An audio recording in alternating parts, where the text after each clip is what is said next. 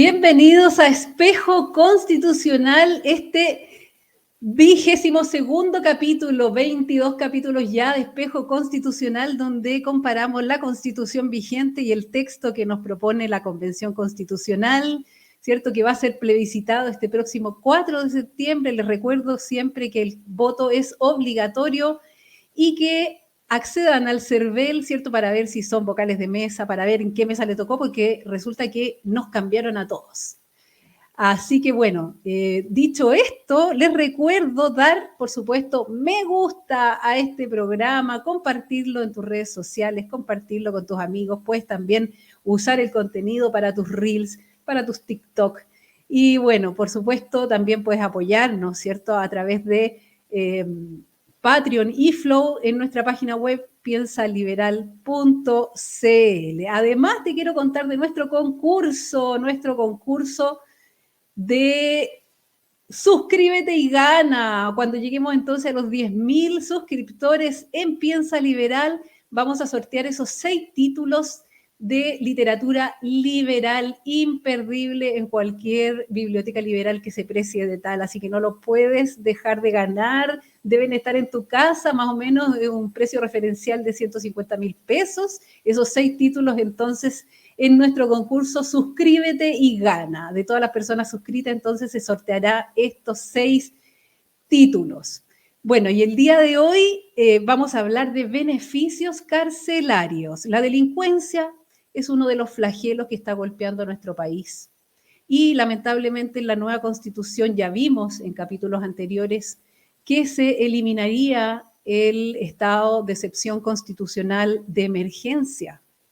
Herramienta tan usada, ¿cierto?, en el sur de Chile, especialmente en la zona de la macrozona sur, también se ha usado en el norte, se está solicitando para varias otras regiones. Bueno, eso quedaría eliminado. Eso por una parte. Y por otra parte, las policías dejarían de ser militarizadas. También vimos en otro capítulo de los beneficios que tendrán los presos que podrán votar y ser electos. Sí, señora, sí, señor. Tal cual como lo está escuchando. Eso lo vimos en capítulos anteriores y hoy día vamos a ver específicamente lo que dice la propuesta respecto de los beneficios carcelarios y también qué pasará el día 5 de septiembre de aprobarse la nueva Constitución, qué pasará con las cárceles concesionadas, qué pasará con esos 15.600 presos que están hoy día en cárceles concesionadas que dejarían de funcionar, ¿cierto? Porque de acuerdo a la propuesta de nueva Constitución, ya no tendría cabida el sistema privado en este régimen penitenciario. Bueno, y para esto entonces hoy día tenemos un gran invitado. Él es abogado de la Universidad de Chile, magíster en Derecho Administrativo, jefe de gabinete de la Subsecretaría de Educación entre el año 2020 y 2022 durante el gobierno del presidente Sebastián Piñera, líder de la Acción Territorial de Acción Republicana, ex dirigente universitario, consejero de la FED en el año 2010 y el año 2011, y me refiero a don Felipe Serey, a quien le damos una cordial bienvenida. Felipe, buenos días, ¿cómo estás? Muy buenos días a todos los que nos escuchan. Oye, un abrazo especial a ti, Tarín, por la invitación. Qué gran día tenemos, después de un par de días nublados, un gran día de sol, ojalá que nos ilumine a todos. Para perspectiva el 4 de septiembre, ya nos queda un poquito. Que ilumine el voto de todos aquellos que concurramos. Entonces les recuerdo que hay una multa entre 0,5 y 3 UTM importantísima. ¿Cómo van a estar regalando su platita que tanto cuesta, sobre todo en estos tiempos difíciles, ¿no? Hay que ir, concurrir, ir a votar, revisen el CERVEL, si usted tiene algún adulto mayor cercano, metan los datos de su adulto mayor y lo ayuda, lo lleva a votar. Bueno, Felipe, ¿qué te parece? Primero abramos esto con, ¿qué te parece estos beneficios carcelarios de que vamos a hablar hoy día? ¿Qué pasa con la Constitución? Es un temazo porque la convención en este punto específico básicamente innova totalmente, porque si algo tenemos, le vamos a hacer un poco honor al nombre de este programa. Aquí básicamente no tenemos nada que comparar, porque todo es nuevo, Y en el análisis práctico de la propuesta, de los pocos artículos que se incluye, básicamente vamos a encontrarnos con consecuencias prácticas, vale la redundancia, que traen bastante efectos importantes. También va a afectar a algunas instituciones que ya llevan bastante desarrollo, instituciones jurídicas, me refiero, en Chile. O sea, hay un artículo en especial, lo analizamos en profundidad, pero pone entredicho cómo es la concepción, por ejemplo, de la prisión preventiva. ¿Cuál es el rol, por ejemplo, del Ministerio Público como órgano administrativo? ¿Ya? Y finalmente, la situación de la administración de los centros penitenciarios, que es una cuestión también muy tremenda. O sea, despojar a la sociedad civil de participar en los problemas públicos es una gran consecuencia de lo que se está proponiendo a partir del 5 de septiembre, y ojalá así no sea, si es que se aprobase esta propuesta de constitución. Exactamente.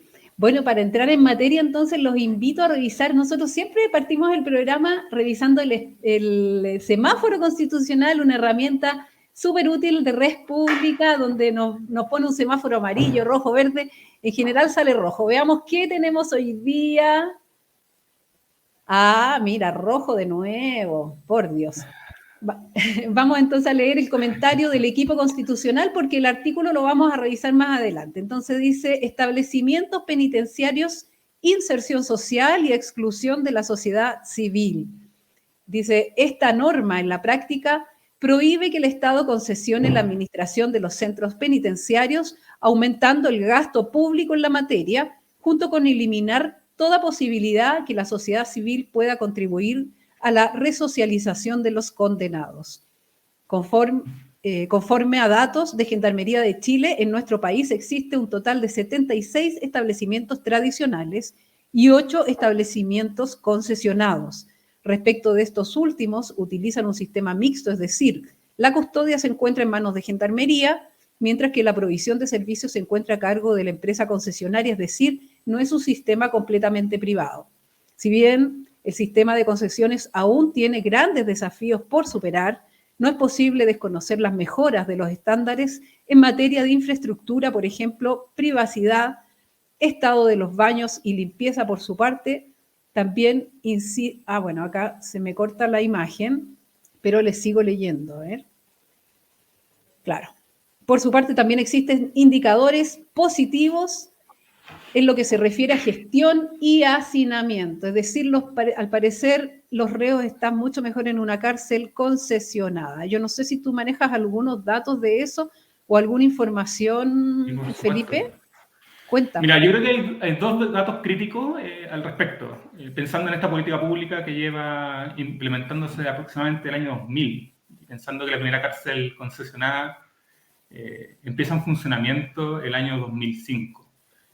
Dato crítico, de las 83 cárceles que hay en Chile, prácticamente la mitad, el 45%, es mayor a su capacidad autorizada. Y de esa mitad, hablemos que el 20 unidades superan el 140% de su ocupación efectiva. O sea, tenemos un primer problema gigantesco que no hemos logrado resolver como sociedad, que hay un gran hacinamiento en nuestras cárceles. Lo que evidentemente afecta el diario vivir tanto de reclusos como de personal que presta servicio en las cárceles. No tenemos que olvidarnos que las cárceles no solamente está la situación de que está adentro, que ha perdido su libertad, sino que también hay tantos miles de funcionarios que tienen que convivir, tienen que administrar esta situación con una complejidad aún mayor. Y efectivamente lo que ocurrió fue a partir del año 2000, el primer caso en el año 2005 en adelante, de instalar estas cárceles concesionadas. Tú lo decías muy bien en el semáforo, es efectivo. En Chile tenemos un sistema mixto para este tipo de cárceles que ha avanzado paulatinamente, donde siempre, y eso es importante recalcarlo, siempre el resguardo y la función pública del resguardo, de la administración, de la seguridad de la cárcel, siempre ha sido y siempre va a ser de carácter estatal en un organismo especializado que es Gendarmería de Chile, con sus propias reglas, normativas, protocolos, etcétera, etcétera. Y es mixto porque en el fondo lo que se entregó al privado fue la construcción, o sea, por su riesgo y ventura, la construcción de los recintos y su administración. Muy similar a lo que ocurre, por ejemplo, en otra política pública bastante efectiva, que es la concesión de cárceles, de hospitales, donde podemos ver que las cifras, me imagino que lo conversaron en temas de salud, ha aumentado la posibilidad de entregar mejores condiciones a los usuarios de salud en base a estas hospitales. Y efectivamente, que el segundo término que es importante recalcar, pero yo lo adelantaba, los mismos penitenciarios, a 10 años de esta política pública, en 2015, una pequeña encuesta y algunos estudios de evaluación de lo que ha sido, y ya reconocían en ese entonces, como buenos indicadores, que mejoraban sustancialmente las condiciones de infraestructura. O sea, había un mejor espacio dentro de las cárceles que hacía un mejor vivir, que facilitaba también la focalización de las tareas que son importantes, porque también se le va a entregar, o se le entrega en este caso a quien concesiona el recinto penitenciario, las actividades de reinserción, de trabajo comunitario, de rehabilitación muchas veces, y además permite que gran parte de la sociedad civil, que no está formalizada, y que bueno que no sea así, que se dedica a apoyar a los reclusos. Pensemos en toda la labor social que hacen, y que es mucho más efectiva, en este caso, de reinserción social, que hacen las fundaciones que se constituyen por este efecto, la labor de la iglesia, agrupaciones de personas, etcétera, etcétera. Y pareciera que de borrón y cuenta nueva, en este, como insisto, en esta innovación, como en el proyecto de borrador, se elimina derechamente. Y nos lleva a preguntarnos qué va a pasar el 5 de septiembre, tú lo adelantabas. ¿Qué va a pasar con estas personas? ¿Qué va a pasar con estos contratos que son a largo plazo? Porque no es una cuestión de un día para otro decir, acá se van las cárceles. Las personas que trabajan ahí, los administrativos, que no dependen de un organismo estatal, sino que dependen de la empresa que concesiona, que se ganó la licitación, que participó, que presentó una propuesta, que la propuesta fue analizada, fue evaluada, se eligió por tener las mejores condiciones técnico-económicas, gran parte también de lo técnico tiene que ver precisamente con esos fines de rehabilitación, de recuperación, de reincorporación y reinserción social. Entonces, todas esas preguntas quedan en el aire y nos dejan en la mayor desincertidumbre. Tampoco mucho, hice una historia de lo que fue esta norma, fue poco lo que se preguntó a los mismos funcionarios de Gendarmería, que son funcionarios públicos, que viven día a día, lo decíamos recién, el hacinamiento en las cárceles, se exponen a peligros innecesarios, y para ellos también esta encuesta, como hablábamos, a 10 años de la evaluación de esta política pública, ya me señalaban que había mejoran las condiciones para ellos también, no solamente para los penitenciarios, sino que también el funcionario público, que tiene la exclusividad, en este caso, ahí nos perdemos en Chile, la exclusividad del resguardo de los reclusos es de un organismo público y no dice cambiar, y en el mundo es el modelo, porque varios países lo tienen lo han realizado de esta forma, se ha mantenido de esa forma. Entonces, le hemos entregado la concesión, los aspectos particulares donde sí se podía realizar. Perfecto. Bueno, vamos a revisar entonces qué dice la Constitución vigente a este respecto. Entonces, aquí estamos viendo esta lámina del texto vigente, dice: la Constitución vigente no señala un sistema carcelario estatal, ni indemnización por días en prisión preventiva, ni derecho a mantener comunicación y el contacto personal directo y periódico con las redes de apoyo de los reos. Después podemos señalar un artículo que lo escogimos, capítulo 3 de los derechos y deberes constitucionales, en el 7º, dice: el derecho a la libertad personal y a la seguridad individual, en consecuencia 2 puntos, la letra D. Nadie puede ser arrestado o detenido sujeto a prisión preventiva o preso, sino en su casa o en lugares públicos destinados a este objeto. Los encargados de las prisiones no pueden recibir en ellas a nadie en calidad de arrestado o detenido, procesado o preso, sin dejar constancia de la orden correspondiente emanada de la autoridad que tenga facultad legal en un registro que será público. Ninguna incomunicación puede impedir que el funcionario encargado de la casa de detención visite al arrestado o detenido, procesado o preso, que se encuentre en ella. Este funcionario está obligado siempre que el arrestado o detenido lo requiera a transmitir al juez competente la copia de la orden de detención o a reclamar para que se le dé dicha copia o a dar él mismo un certificado de hallarse detenido a aquel individuo si al tiempo de su detención se hubiera omitido este requisito. Eso entonces lo que dice la Constitución vigente, y pasemos entonces a revisar de inmediato qué es lo que dice la nueva Constitución, la propuesta de nueva Constitución que votamos entonces todos los chilenos con el voto obligatorio, recordar eso el día 4 de septiembre. Capítulo 2, derechos fundamentales y garantías. El artículo 31, numeral 2, dice, asimismo, tienen derecho a mantener la comunicación y el contacto personal, directo y periódico con sus redes de apoyo y siempre con las personas encargadas de su asesoría jurídica. ¿Qué te parece esta norma específicamente, Felipe? Mira, yo aquí quiero transmitir, porque es una pregunta, cuando me invitaste al programa, una pregunta que me dice, ¿cómo interpretamos esto? Yo creo que lo mejor acá, cuando hay normas tan amplias, preguntarle a las personas. Y aprovechemos una visita a Arica este miércoles, donde nos juntamos con agricultores de la zona, que han vivido en primera instancia, en primera persona, los efectos de la delincuencia, hablemos de la inmigración, de las consecuencias de la delincuencia por lo menos.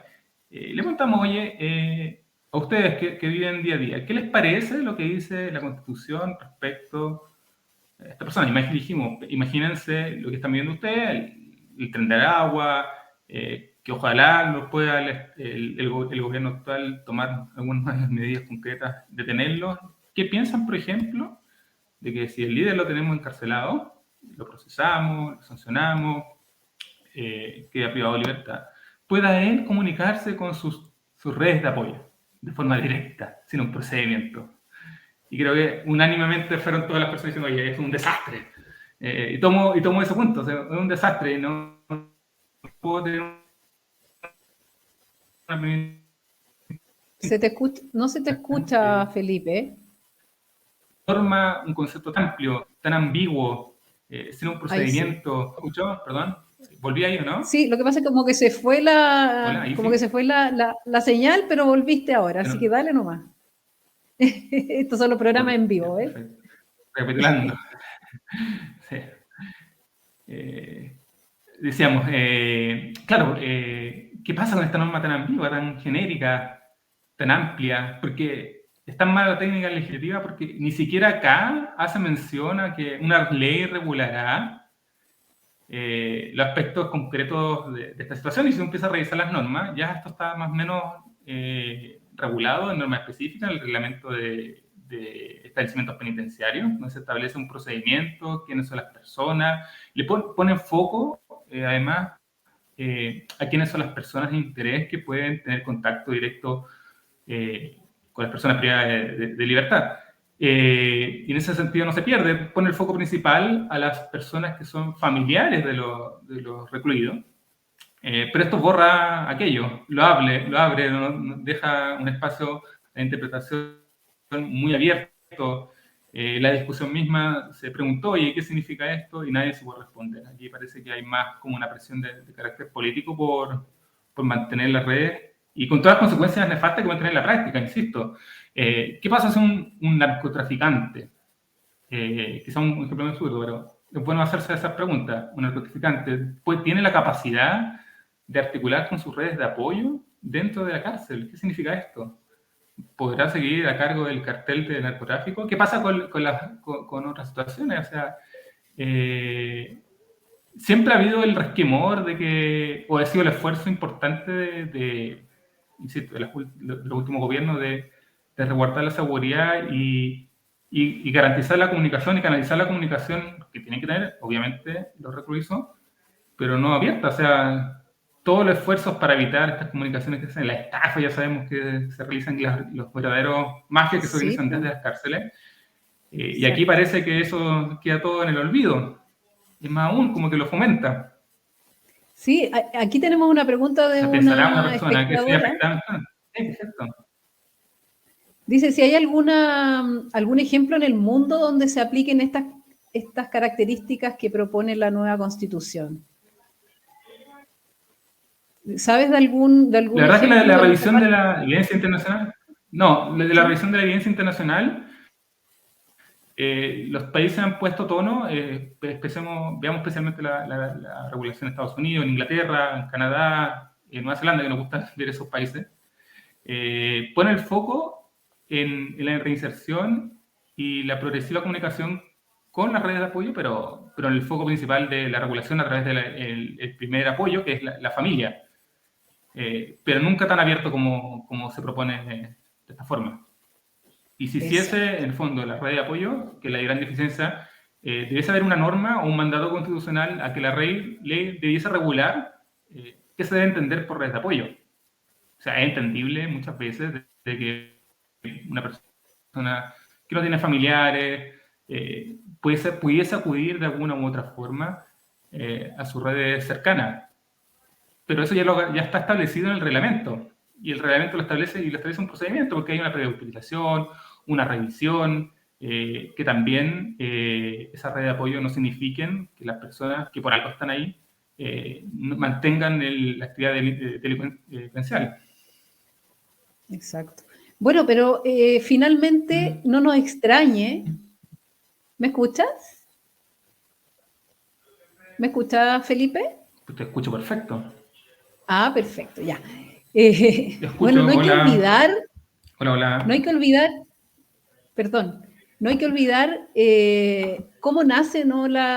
Esta convención constitucional, cómo se origina todo este proceso constitucional, siempre hermanado, ¿no? Hermanado con la delincuencia, desde mi punto de vista, específicamente con lo que ellos denominan los presos políticos. Entonces los invito a ver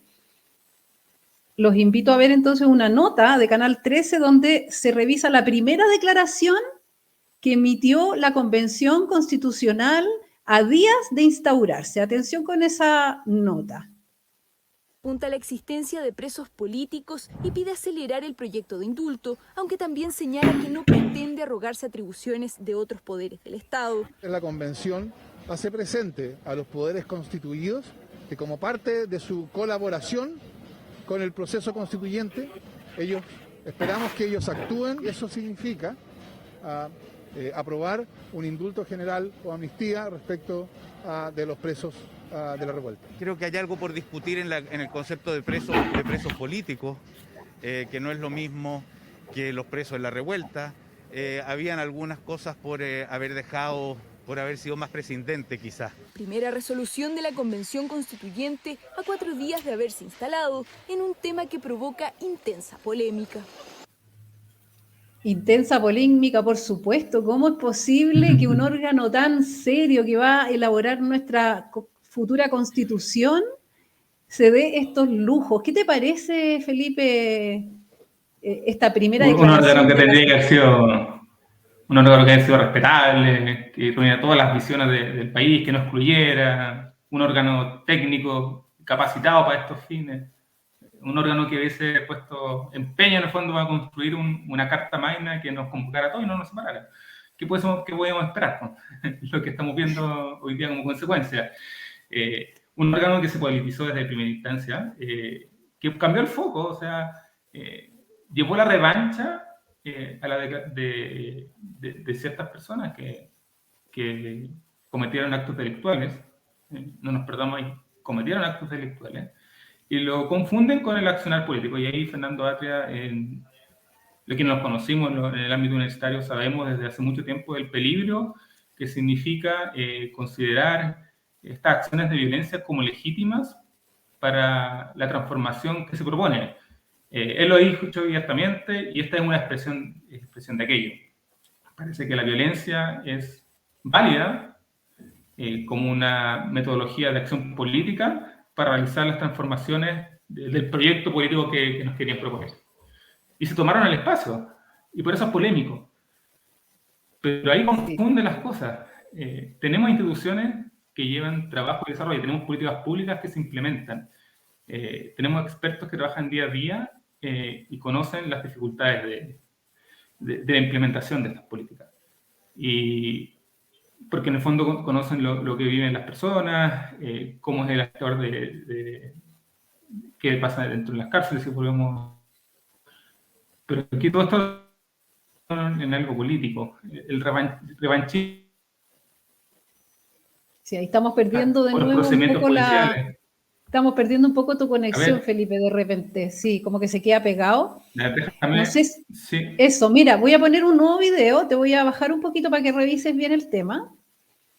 Entonces, mientras... Bueno, evidentemente que la Convención Constitucional estuvo hermanada con la violencia y no contentos con ello, les voy a mostrar ahora un video muy gráfico, donde por primera vez se hace una sesión de la Comisión de Derechos Humanos de la Convención Constitucional, se realiza en una cárcel, para que vayamos entonces atando cabos y viendo por qué están todos estos beneficios carcelarios.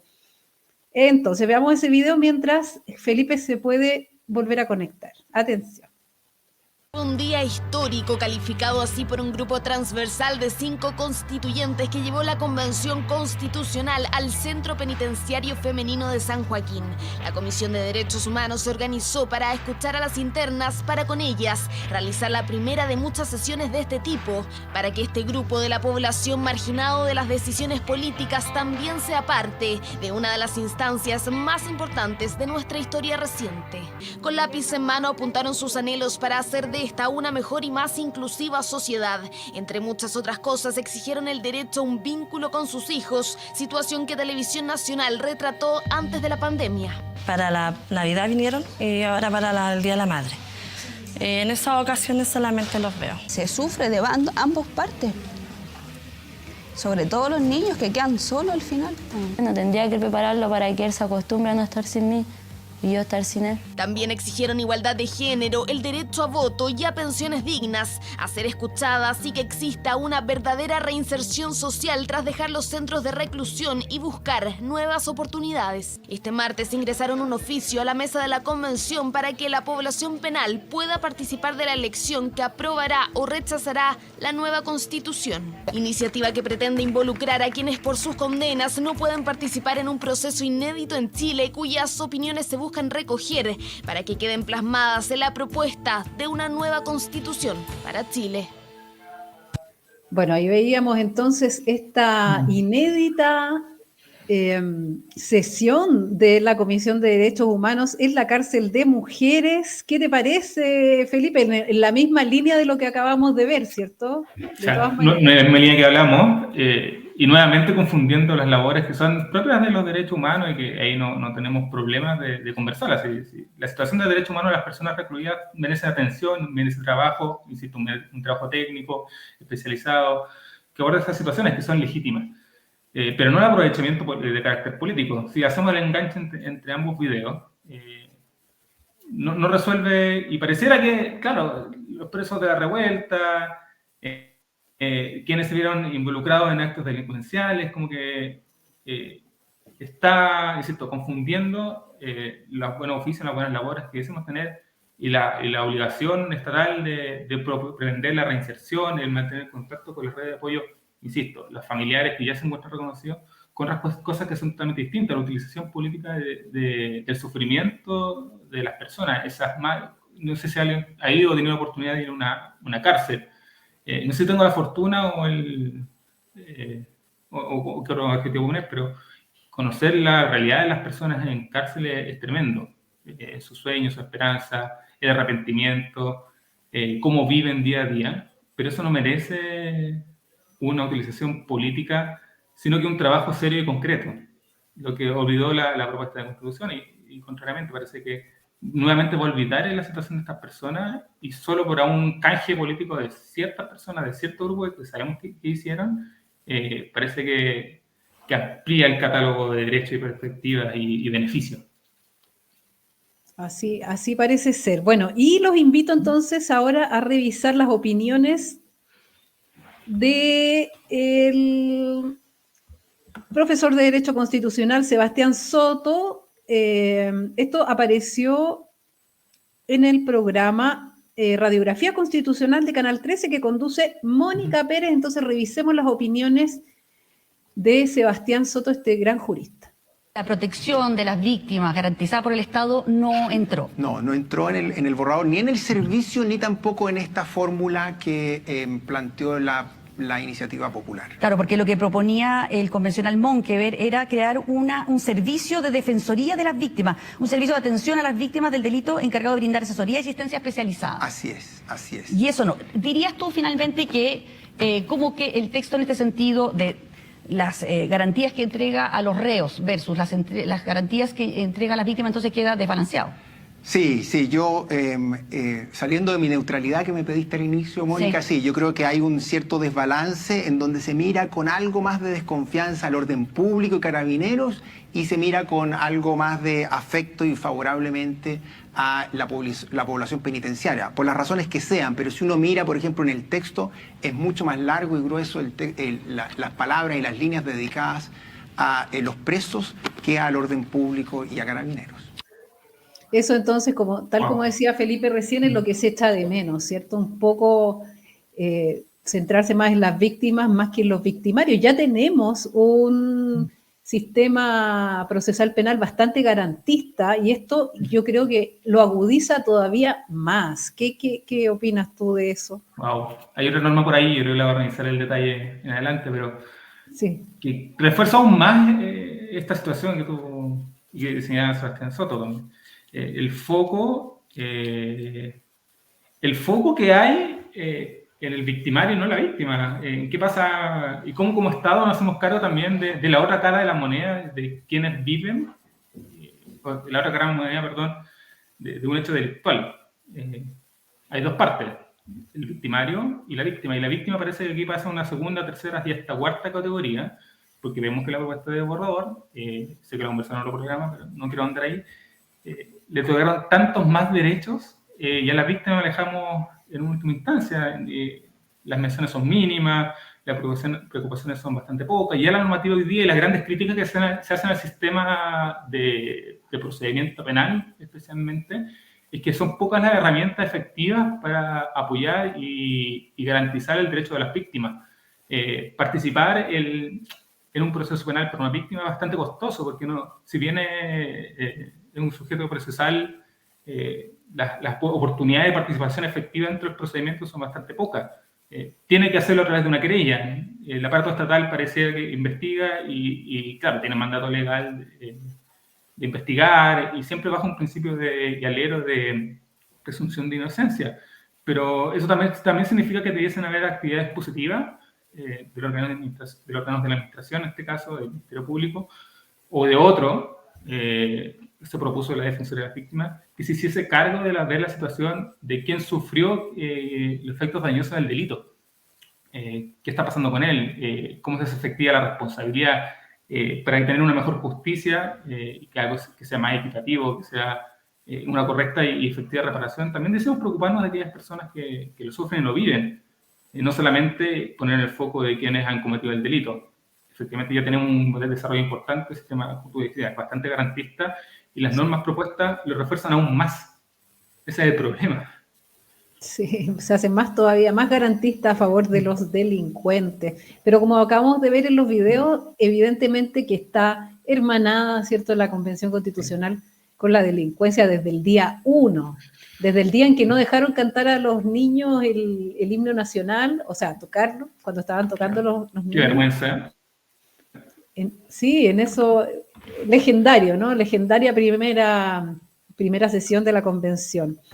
Y entonces vamos a revisar justamente la norma también que nos propone el artículo 121 de la propuesta constitucional de la convención. Dice el artículo 121, numeral 1, dice: toda persona que sea absuelta, sobreseída definitivamente o que no resulte condenada, será compensada por cada día que haya permanecido privada de libertad. El monto diario de compensación será fijado por la ley y su pago se realizará mediante un procedimiento simple y expedito. ¿Qué te parece? Esto viene a dinamitar una institución que existe hoy día, que es la prisión preventiva. Y cambia todas las reglas del juego de responsabilidad del Estado. Paso a explicar. Mira, en primer lugar, quien fue absuelto, sobreseído definitivamente y no resultó condenada, será compensada. Pero ¿qué pasa con esa persona que había ciertos indicadores, ciertos antecedentes de que tuvo participación en el delito y que en base a esa base sólida, a la solicitud que hace el fiscal y que resuelve motivadamente el juez de garantía de que tenía que haber una prisión preventiva, pero por circunstancias del mismo proceso, del proceso investigativo, resulta que no había participación, se la absuelve, se le sobresee, etcétera, etcétera. Tendremos que compensarlo, tenemos que pagarle esos días que por una razón de profundidad, de excepción, pensemos que la prisión preventiva es una institución de excepción que requiere ciertos caracteres, ciertos requisitos, que tiene normas especiales de revisión de la medida, que es una medida, insisto, tremendamente excepcional. La estamos dinamitando desde dentro. No va a poder ser efectiva la prisión preventiva. Cuando la pide el Ministerio Público, cuando la requiera, vale a pensar 3 o 4 veces, porque pasamos, y ese es el segundo punto, desde un punto de la responsabilidad basada en la falta de servicio, en el error del órgano de la administración, en este caso del Ministerio Público, una responsabilidad de carácter objetivo. Los abogados ahí nos damos muchas veces la lata en este punto, pero ya solo por el hecho de estar en prisión y quedar absuelto va a ser responsable a la administración. Cuando hoy existe un mecanismo para exigir la responsabilidad del Estado como administración por la falta de servicio, y en este caso por los errores que puede cometer en el proceso investigativo de la fundamentación, que efectivamente produce un daño cuando la persona que ha estado en prisión preventiva o en cárcel resulta absuelta o sobreseída definitivamente. Pero está el procedimiento, hay un desarrollo jurisprudencial y dogmático importante en Chile, siguiendo las líneas también internacionales, de que es la culpa, en este caso, de la actuación del Estado, de la administración, la que habilita a resarcir los daños, no el mero hecho. En ese caso, en consecuencia, finalmente, le estamos quitando una herramienta potente al órgano que investiga para lograr la efectividad de la persecución penal. Ahí no nos olvidemos que tenemos graves dificultades ya de llegar a un proceso judicial penal, y si quitamos una de estas herramientas, las consecuencias no solamente van a ser nefastas, sino que también van a inhibir la persecución penal. Exactamente. Bueno, y por ejemplo, si alguien lo toman preso y lo dejan en prisión preventiva, pero no sé, a lo mejor tuvo cierto, o estuvo involucrado, ¿cierto?, en ese crimen, pero resulta que no hay pruebas para condenarlo, para acusarlo en definitiva.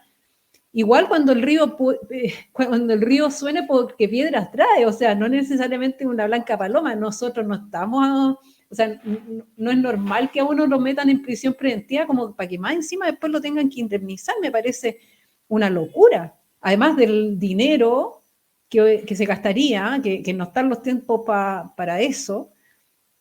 Además, me imagino que el mismo juez no va a querer decretar prevención preventiva si no está seguro, entonces también va a tener que ver o va a incidir, ¿cierto?, en la postura de los jueces, me imagino. ¿Qué piensas? Piensa que va a pensar la víctima que sufrió el delito, porque además piensa que en la prisión preventiva, hablemos de esta medida cautelar, tiene ciertos requisitos que son legales y son bastante estrictos. Primero, tiene que haberse cometido el delito, no pasa la menor sospecha, acreditado el delito. En segundo lugar, tiene que haber antecedentes concretos que permitan establecer la presunción de la participación de la persona en la comisión del delito. Y en última instancia, lo más importante, que tiene que haber una necesidad efectiva de la medida, la cual se sustenta además de 2 requisitos adicionales, que son la posibilidad de obstrucción de la investigación en primer lugar, o sea, tiene que haber una garantía, algo que sustente la investigación misma, en este caso esta herramienta. O en segundo lugar, que interesante, el peligro que puede provocar el imputado y su libertad en la sociedad y especialmente en quien sufrió el efecto de acto delincuencial, o sea, la víctima.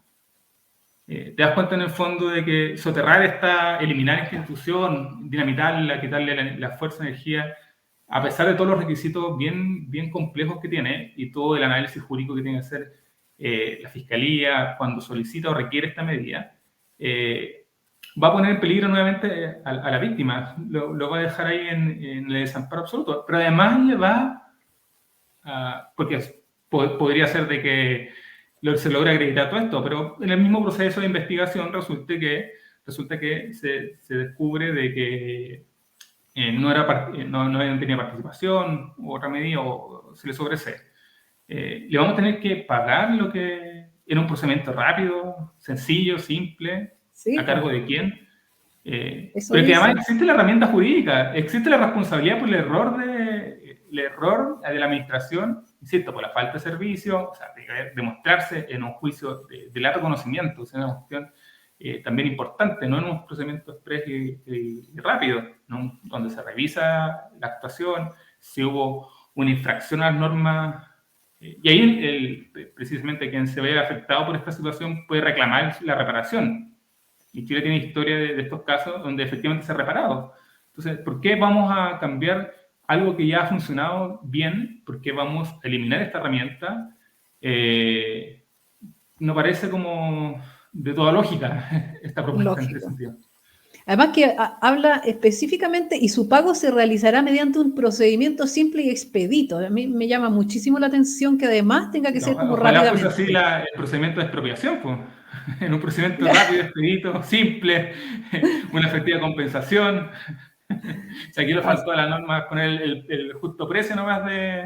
Claro, de los días privados de libertad. Y en este caso, por ejemplo, el de la Machi Linconao, ¿cierto? Que estuvo involucrada, ¿no? En el incendio, en quemar vivo al matrimonio Luxinger-Macay, que yo entiendo que estuvo harto tiempo presa. ¿Se trata de esto también? ¿También es prisión preventiva lo que...? Se trata de eso. Ahí en este caso buscó una prisión preventiva. No, pensemos en el caso de Celestino Córdoba. ¿Sí? Claro. Condenado, efectivamente, ahora con beneficios carcelarios, pero ¿qué pasa si ya investigado, resuelto, se sobresea Celestino Córdoba? Le vamos a tener que además pagar por todos los días que estuvo en prisión preventiva o en la cárcel. Parece un poco descabellado, ¿no? Absolutamente. Bueno, y te invito a revisar un video del ex convencional Ruggiero Cosi que pone un ejemplo bien interesante y que a la gente le hace sentido. Veamos entonces esas imágenes. Sistémica, es cierto, hay normas que hablan de combatir la corrupción, bienvenido sea, pero fíjate que el texto es tan contradictorio que, por ejemplo, los controladores de Penta, todos conocimos el caso Penta, ellos tuvieron 9 meses en prisión preventiva, bueno, habría que después eventualmente indemnizarlo. Entonces, son ese tipo de contradicciones las que uno no logra entender, ¿ah? Y lamentablemente, yo insisto, acá lo que primó es una mirada de casos puntuales, coyunturales. En el caso de la Araucanía, quiero poner esto arriba de la mesa, se creó la justicia indígena. Esto quedó absolutamente abierto, no hay norma transitoria, así que aplica inmediatamente si se llega a aprobar la nueva Constitución. Y lo que yo creo que va a suceder es que si se llega a aprobar este texto constitucional, al día siguiente vamos a tener a todos los abogados defensores de imputados por narcotráfico, robo de madera, terrorismo en la macrozona sur, pidiéndole a los juzgados de garantía su incompetencia para que los juzgue el lonco. Eso va a ocurrir, porque eso es lo que habilita la nueva Constitución, que los juzgue el lonco. Bueno, ahí se fue para otro lado, pero está muy bueno ese ejemplo de Penta, ¿no? Que estuvieron 9 meses en prisión preventiva y habría que indemnizarlos. Es decir... Habría que indemnizarlos. Es una locura, esto es una locura. Yo realmente no entiendo cuál es el objetivo, pero bueno, por eso pusimos al final estas imágenes respecto de la hermandad de la Convención Constitucional, evidente hermandad que tiene con la delincuencia, con los presos de la revuelta, con el sesionar en una cárcel de mujeres, bueno, etcétera. También te quiero invitar a ver las opiniones también del mismo profesor que vimos delante, Sebastián Soto, respecto del pago de la prisión preventiva que se señala en esta propuesta y qué implicaría y qué implicancia podría tener sobre los jueces. Perdón que se me trabó la ley. Que hay un pago a los privados de libertad que finalmente no son condenados.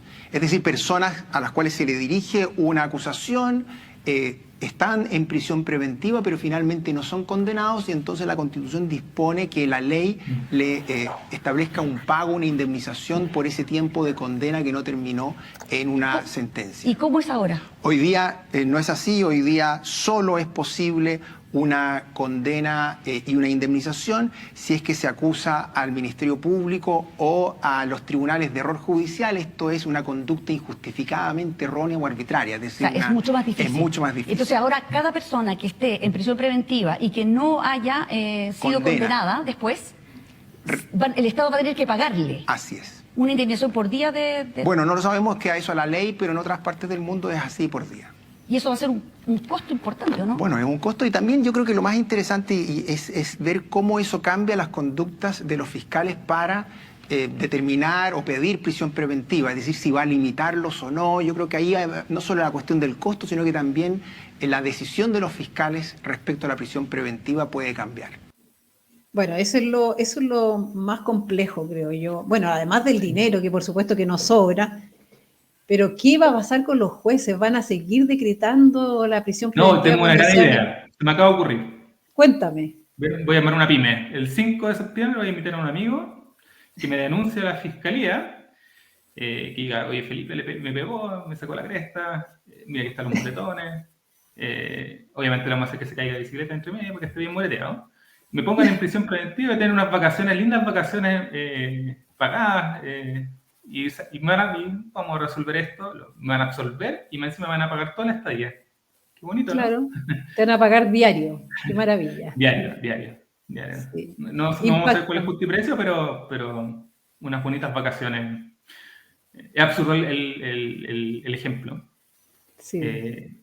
Pero llegando a este absurdo ejemplo, lo decía Sebastián, o sea, y lo comentamos antes, existe todo un procedimiento, una construcción jurídica, normas específicas que hablan sobre el error judicial, el error del Estado, la falta de servicio, que se conoce técnicamente como el elemento que configura la responsabilidad del Estado, de quien administra, en este caso el Ministerio Público o el juez, para resarcir a las personas que efectivamente pueden ser vistos afectados por un mal ejercicio judicial, que tiene una construcción importante, que viene de una larga tradición jurídica, pero eso se elimina de una y lleva a pensar en estos absurdos de ejemplo. Entonces todo lo que hemos construido, los técnicos del derecho que se han especializado en estas materias, pareciera que ya no importa nada. Así es. Bueno, vamos a ver la próxima norma también. Vámonos al capítulo 9 o 9, Sistemas de Justicia, en el artículo 338. Numeral 1, dice, solo el Estado puede ejecutar el cumplimiento de penas y medidas privativas de libertad a través de instituciones públicas especialmente establecidas para estos fines. Esta función no podrá ser cumplida por privados. 16.500 reos van a quedar sin cárcel. ¿Qué pasa con esto, Felipe? ¿Qué va a pasar el día 5 de septiembre de llegar a aprobarse esta nueva Constitución?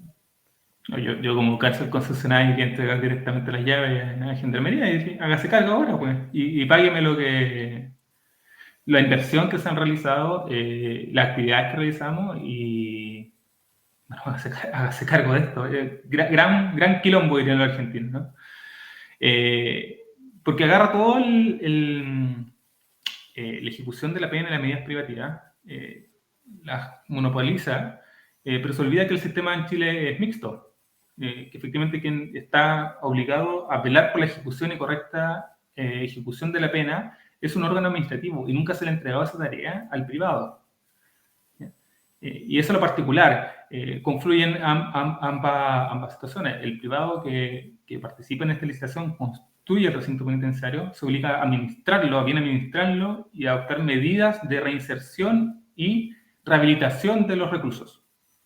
Y ha quedado la vigilancia para Gendarmería y los organismos que correspondan.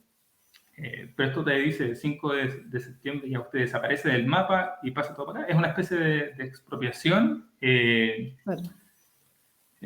No lo dice así y no hay norma transitoria que tampoco lo resuelva. Así que nuevamente en una nebulosa de qué irá a pasar con esto.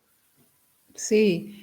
Fíjate que revisando varios videos me encontré con una interpelación que que hace Soledad Oneto en el programa 100 Indecisos, que es un programa de Megavisión, que lleva como un mes al aire más o menos, va los días jueves, y esa misma pregunta se la hace a Francisco Vidal. Francisco Vidal fue ministro del Interior, es un tipo que sabe, y miren lo que responde. Atención con este video. Algo que está preocupando muchísimo hoy día, Francisco, que tiene que ver con la Constitución, donde establece que solo el Estado puede ejecutar el cumplimiento de las penas y medidas privativas de libertad a través de instituciones públicas, es decir, se terminan las cárceles concesionadas. Aquí el tema es que se terminan de la noche a la mañana, porque incluso en las normas transitorias no aprobaron una transición de vida, que esto se hiciera en un tiempo. Es decir, y en concreto, el 5 de septiembre, si es que el texto es aprobado, ¿qué va a pasar con los 15.600 reclusos que están hoy día en las 8 cárceles concesionadas del país? Bueno, la respuesta concreta es que si eso ocurre, cesa la concesión, habrá que pagar seguramente por contrato las multas. Habrá que pagar, pagamos todos nosotros. Claro, Sí, y el Estado tiene que hacerse cargo. ¿Ya? Ahora, en el tema de las concesiones en general y de las carcelarias en particular, fue un proyecto muy efectivo en el gobierno del presidente Lago. Se le iba a preguntar el año 2000, cuando se inaugura con la cárcel de Rancagua, donde usted es autoridad. Entonces le vuelvo a preguntar, ¿usted está de acuerdo con lo que dice efectivamente el texto? Se rechaza la gradualidad, además. Insisto nuevamente, 15.600 reclusos. ¿Dónde van a estar con el nivel de hacinamiento que hay? Tienes toda la razón. Yo creo que lo razonable hubiera sido, en este caso particular, una mayor gradualidad. Porque hay todo un debate sobre ¿Pero por qué terminar con las cárceles concesionadas? ¿Puedo agregar un pedazo del artículo? El artículo 338, que dice, solo el Estado puede ejecutar el cumplimiento de penas y medidas privativas de libertad. Será el Estado el que establezca cómo lo ejecuta y hay contratos vigentes. Le sumo, perdón, se le olvidó algo. Esta función no podrá ser cumplida por privados. Siempre como que se les olvida la letra chica, es normal. Oye, pobre Vidal, entre la espada y la pared no tiene cómo argumentar nada, porque en realidad no tiene argumentos este tipo de normas. Mucho panfleto y poco análisis práctico de lo que se decidió y se propuso. Te ponen entre la espada y la pared, y efectivamente, cuando te preguntan una cuestión que es tremenda, o sea, ¿qué va a pasar con esas personas? Pensemos de la otra perspectiva, preguntémosles a las personas que viven, que están recluidos, a los familiares recluidos. Pensemos en el caso específico, lo que pasó en la cárcel de San Miguel, donde el gran problema, no nos olvidemos del gran incendio, la cárcel pública no tenía las medidas adecuadas de seguridad, esto todavía está en juicio, el nivel de hacinamiento era tremendo, y resultó con la pérdida de vida humana, reclusos, sí, chilenos y extranjeros, pero personas que estaban recluidas en una cárcel pública. 16.000 reclusos que van a tener que pasar a cárceles públicas, con el nivel de hacinamiento que estamos hablando, de cárceles que ya tienen el 140% de su ocupación. Dios mío, ¿qué vamos a hacer? Porque yo, como empresa concesionaria, si te aprecia esta norma, yo le digo, ya toma, aquí está, vaya todo afuera, si este es mi recinto. Y además indemníceme, pero ya no tengo por qué estar obligado a entregar, a garantizar la administración del recinto, de entregar los beneficios, el apoyo, los programas, todos afuera. Váyase. Y tampoco Pancho Vidal se hace cargo, bueno, reconoce que hubo un problema de la transitoriedad, de cuánto va a ser el tiempo para pasar al nuevo sistema. Pero aún así no va a haber un resorte público que permita absorber la cantidad de reclusos que van a ser puestos en cárcel pública ya. ¿Dónde los van a poner? ¿Dónde los van a mandar? ¿Cuándo van a construir esas cárceles? ¿Con qué recursos? Exactamente. Lo que no hay es plata. Lo que no hay es plata. Y la plata que hay menos plata y vale menos. No. Yo realmente el populismo ahí no tiene sentido, ¿no? Y el sentido, tú dirías, Felipe, que es ideológico esto de específicamente eliminar, ¿cierto? Eliminar las al privado, sacar al privado, porque dice, esta función no podrá ser cumplida por privado. Esto pasa también en la educación, pasa en la salud. Sí. Hay como yo no entiendo por cuál es el miedo lo hablo más como persona, pero de la gente izquierda que tiene una expedición estadística, ¿cuál es el miedo de la sociedad civil y de las personas? De la posibilidad de nosotros también hacernos cargo de las cosas públicas, de aportar cuando podemos aportar. ¿Cuál es el miedo? ¿Cuál es el terror que se tiene? Porque sí hemos construido un país donde el apoyo de los privados ha sido fundamental. Hablamos también, anoche, por ejemplo, tú hacías mención al programa Sin Indeciso. Sin Indecisos. Se tomó la temática de vocación. Qué difícil fue responder para la Feria del Frente a Camila Rojas y al convencional, ese me fue el nombre, ¿verdad? Sobre qué va a pasar con estos niños que están en los colegios particulares subvencionados. Subvencionados, claro. Claro, que se le va a acabar el financiamiento, el dueño del establecimiento va a decir, ya no tengo financiamiento público, ¿qué hago? Los niños no lo puedo... O les cobro, pero gratis no lo puedo atender. ¿De dónde voy a sacar los recursos para atenderlo? Nuevamente, parece que la ideología está por delante y las consecuencias prácticas, lo bien que pueden hacerlo también los privados, quedan en segundo, tercer, cuarto, quinto plano. Exactamente. Oye, pero además, volviendo al tema de las cárceles, yendo a contracorriente de lo que ha ocurrido en varios países del mundo, han tratado o se ha buscado también involucrar que la administración de los recintos y la efectividad de los programas de reinserción los lleven los privados porque tienen mejor adaptabilidad para estos procesos. Tienen un mejor conocimiento de los programas que efectivamente resuelven y llevan a los reclusos, ojalá así sea, que sea un desafío, a reinsertarse socialmente. Pero vamos a volver y sin ninguna garantía del Estado. Bueno, lo podrá decir como garantía, pero los hechos prácticos va a ser imposible realizar. Letra muerta. Exacto. Bueno, querido Felipe, te quiero agradecer tu participación en el programa de hoy. Fuiste súper claro con nuestro público. Estos temas son súper difíciles en general de conversar y para que las personas entiendan bien lo que pasa, ¿cierto? Son temas densos. Así que te quiero agradecer infinitamente tu participación el día de hoy y tu claridad para explicarnos todo lo que te hemos preguntado. Oye, muchísimas gracias por la invitación, Tania, especialmente a quienes nos escucharon, nos vieron. Yo quiero aprovechar los últimos segundos para invitarlos a un proyecto que nos está motivando, que estamos liderando desde Acción Republicana, el proyecto Dialogar por Chile. Queremos conectar con las personas, con la sociedad civil, que movilizan y mueven y resuelven los problemas y las verdaderas urgencias sociales. Vamos a recorrer todo el país con nuestros diálogos ciudadanos. Queremos sacar ideas de buenas y efectivas políticas públicas, así que a todos los dejo invitados a dialogarporchile.cl. Dialogarporchile.cl, entonces, de Acción Republicana, del Partido Republicano.